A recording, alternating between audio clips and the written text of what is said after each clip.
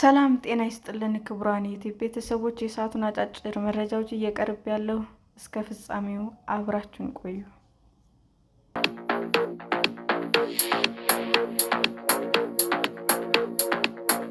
የቴሌግራም መስራች እና ኃላፊ ለወለዳቸው ከ100 በላይ ልጆቹ ሀብቱን ሊያወርስ ነው። በዓለማችን ታዋቂ ከሆኑ የመረጃ መለዋወጫ መተግበሪያዎች አንዱ የሆነው ቴሌግራም መስራች እና ኃላፊ ፓቬል ዱሮቭ ለወለዳቸው ከ100 በላይ ልጆቹ $13.9 ቢሊዮን የሚገመት ሀብቱን ሊያወርስ እንደሆነ አስታወቀ። እነዚህ ከ100 በላይ ልጆቹ የተወለዱት ከ15 ዓመት በፊት ለአንድ ክሊኒክ በለገሰው ስፐርም አማካኝነት መሆኑን ተናግሯል። ሁሉም ልጆቼ ናቸው፣ እናም እኩል መብት ይኖራቸዋል። እኔ ከሞትኩ በኋላ እርስ በርሳቸው እንዲበጣበጡ አልፈልግም ሲል ዱሮቭ ለፈረንሳይ የፖለቲካ መጽሔት ፓይንን ተናግሯል። ፓቬል በአባትነት እያሳደጋቸው ያሉ 6 ልጆችን ከ3 አጋሮቹ አፍርቷል። ሆኖም እሱ እንደሚለው ጓደኞቼን ለመርዳት ከ15 ዓመት በፊት ስፐርም የለገስኩበት ክሊኒክ በ12 ሀገራት ከ100 በላይ ህጻናት በእኔ ስፐርም እንደተጸነሱ ተነግሮኛል ብሏል። ሩሲያዊ የቴክኖሎጂ ባለጸጋ ጨምሮ እንደተናገረው ልጆቹ ውርሳቸውን 30 ዓመት እስኪሞላቸው ድረስ እንደሚያገኙት ለመጽሔቱ ተናግሯል።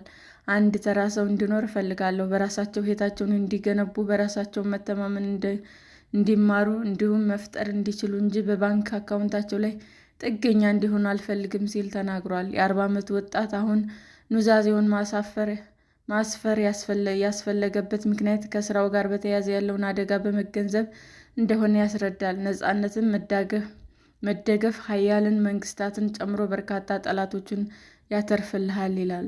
ሚስጥራዊና ግላዊነትን በጠበቀ መልኩ መረጃዎችን መለዋወጥ የሚያስችለው ቴሌግራም ከ1 ሚሊዮን በላይ ወርሃዊ ተጠቃሚዎች አሉት። በፈረንሳይ ከቀረበበት ከባድ የወንጀል ክስ ጋር በተያያዘ ምንም አይነት ጥፋት እንዳልፈጸመ በድጋሚ ተናግሯል። ኃላፊው መተግበሪያውን ወንጀል ለመከላከል ተገቢውን የመከላከያ ስራ አልሰራም በሚል ባለፈው ዓመት በፈረንሳይ ክስ ተመስርቶበታል። ከአደንዛዥ እጽ ዝውውር፣ የህፃናት ወሲባዊ ጥቃት፣ ይዘትና ማጭበርበር ጋር በተያያዘ ከህግ አስከባሪ አባላት ጋር እየተባበረ አይደለም የሚለውን ኃላፊውን አጣጥሏል። ቴሌግራም ከዚህ ቀደም በቂ የቁጥጥርና የክትትል ስርዓት አልዘረጋም የሚለውን አልተቀበለውም። ክሱንም ፈጽሞ እርባና የሌለው ሲል የቴሌግራም ኃላፊው ለመጽሔቱ ተናግሯል። ወንጀሎቹ የእኛን ጨምሮ ሌሎች መረጃ መለዋወጫ መተግበሪያዎችን ስለሚጠቀሙ እነዚህ መተግበሪያዎች የሚያስተዳድሩት ወንጀለኛ አያደርጋቸውም ሲልም አክሏል። በሩሲያ የተወለደው ፓቬል ቴሌግራም መቀመጫውን ባደረገበት ዱባይ ውስጥ ነው ነዋሪነቱ።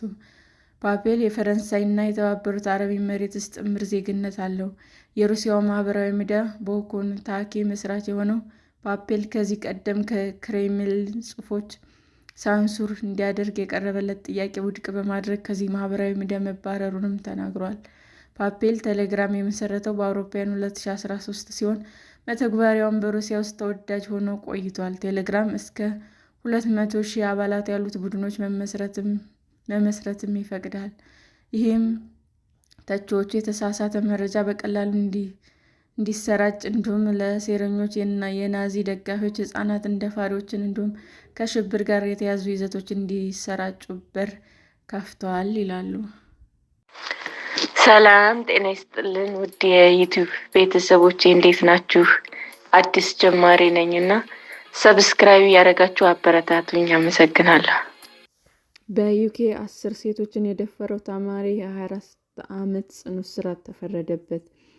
በዩናይትድ ኪንግደም ቻይናዊው የፒኤችዲ ተማሪ 10 ሴቶችን በመድፈር ወንጀል የዕድሜ ልክ እስራት የተፈረደበት ሲሆን በትንሹ የ24 ዓመት ጽኑ እስራት እንዲቀጣ ተወስኗል። ፖሊስ ግለሰቡን በዩኬ ጨካኝ ከሆኑ ወንጀለኞች አንዱ ሲል ገልጾታል።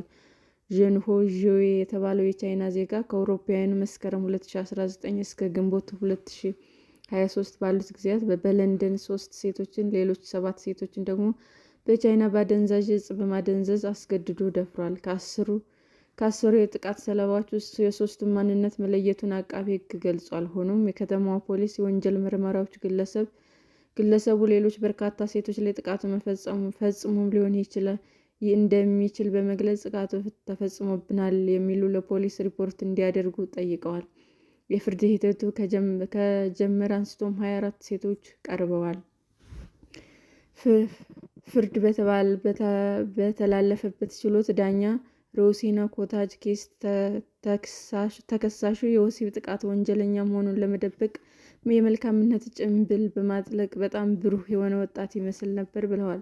በለንደን ክራውን ፍርድ ቤት ውሳኔው ሲሰማም ዳኛ ኮታጅ ዞዌን "አንተ ለዓለም በጣም ጥሩ ሰው ትመስላለህ፣ ግን የወሲብ አዳኝ ነህ" ብለውታል። ዳኛዋ ጨምረውም ዞዌ ሴቶችን በማስፈራራት እና እንደ ወሲብ መጫወቻ በመመልከት የአስገድዶ መድፈር ዘመቻን አቅዶ መፈጸሙን ተናግረዋል። ለተጠቂዎቹ "የምትፈጽመውን ድርጊት መቃወም ከንቱ መሆኑን ተናግረሃል። ድርጊትን እንድታቆም ሲጠይቁም ጉልበት አሳይተሃቸዋል። እነዚህን ሴቶች ላይ ለደስታ ስትል አንድ የወሲብ መጫወቻ አሻንጉሊት ቆጥረሃቸዋል" ብለውታል። ዳኛ ኮቴጅ እንደተናገሩት ፍርድ ቤቱ የተመለከታቸው የአስገድዶ መድፈር ቪዲዮዎች እጅግ አስጨናቂ ናቸው፣ አንዳንዶቹ ሲመለከቱ አልቅሰዋል ብለዋል። በደቡብ ምስራቅ ለንደን ኤልፋንታ ኬንድ ካስል ውስጥ እየኖረ የነበረው ዞዌ በቀረቡበት 11 ክሶች ጥፋተኛ የተባለ ሲሆን ከእነዚህ ሁለቱ ወንጀሎች ከአንድ ተጎጂ ጋር የተያያዙ ናቸው። ከዚህም በተጨማሪ የወሲብ ምስሎች ይዞ በመገኘት፣ የውሸት እስራት እና የወሲብ ወንጀል ለመፈጸም በማሰብ መቆጣጠሪያ መድኃኒት ይዞ በመገኘት 3 ክስ ቀርቦበታል። ዞዌ የሴቶችን መገልገያ ቁሳቁስ የያዘ ሳጥን የተገኘበት ሲሆን ከደፈራቸው ሴቶች ውስጥም 9ኙን ቀርጾ አስቀምጧል። በቪዲዮው ላይም ተጎጂዎች ራሳቸውን ስተው ይታያሉ። የከተማዋ ፖሊስም ኢንስፔክተር ሪቻርድ ማክኔዚ ዞዌ "እስከዛሬ ካየናቸው በርካታ ወሲብ አዳኝ ወንጀሎች መካከል አንዱ ነው" ብለዋል። አንደኛዋ ሴት የተደፈረችው ዞዌ ብዙ አልኮል መጠጥ እንድትጠጣ ከገፋፋትና ከቤት እንዳትወጣ ከከለከላት በኋላ እንደሆነም ተናግራለች። ተጎጂዋ በሰጠችው ቃለ ጥቃቱ ስብዕናዋን ክፉኛ እንደጎዳው ጽፋለች። "በሰዎች ላይ እምነት አጥቻለሁ፣ ማንም አላምንም። ከጥቃቱ በፊት የሰው ልጅ እንዲህ አይነት ሰይጣናዊ ድርጊት እንደሚፈጽም አላውቅም ነበር" ብላለች። "የሆኑ ሰዎችን ሳገኝ እርሱ የፈጸመብኝ ጥቃት ነው የሚታወሰኝ። ሌላኛው ጥቃቱ እንደተፈጸመባት የተለየች ሴት አሁን ላይ በቻይና የምትኖር ሲሆን ዞዌ ጥቅምት 2021 ላይ ራሷን ከሳተች በኋላ በመኖሪያ ቤቱ ጥቃቱ እንደተፈጸመባት ተናግራለች። "የደረሰብኝን የጉዳት መጠን ቃላት አይገልጸውም። አንድ ነገር ግን እርግጠኛ ነኝ፣ በዚያ ምሽት የሆነው ነገር ውስጤ ላይ እስከ ወዲያኛው ታትሞ ቀርቷል። ፊቱ አገላለጹ መቼም ከፊቱ ላይ አይጠፋም፣ መቼም ይቅርታ አላደርግለትም" ብላለች። የከተማዋ ፖሊስ ኮማንደር ኬቤን ሳውዘወርዝ በግለሰቡ ላይ የተላለፈው ፍርድ በጣም ለተሰቃዩት ሴቶች ትንሽም ቢሆን ያጽናናቸዋል ብሏል። "አሁንም ምርመራችን ይቀጥላል። ብዙ ጥቃት ደርሶብኛል ለሚሉ ተጎጂ ካሉ ቅሬታ እንቀበላለን። ለቡድናችን የሆነባችሁን ተናገሩ። በርህራሄ፣ በደግነት እና በክብር እንቀበላችኋለን" ብለዋል። የክራውን አቃቤ ሕግ አገልግሎትን ሴራ ፓይክ በበኩላቸው ዞዌ ተከታታይ ደፋሪ እና ለሴቶች አደገኛ የሆነ ግለሰብ ነው ሲሉ የዕድሜ ልክ እስራት ፍርድ የፈጸመው ሰይጣናዊ ተግባር የሚያሳይ መሆኑን ገልጸዋል።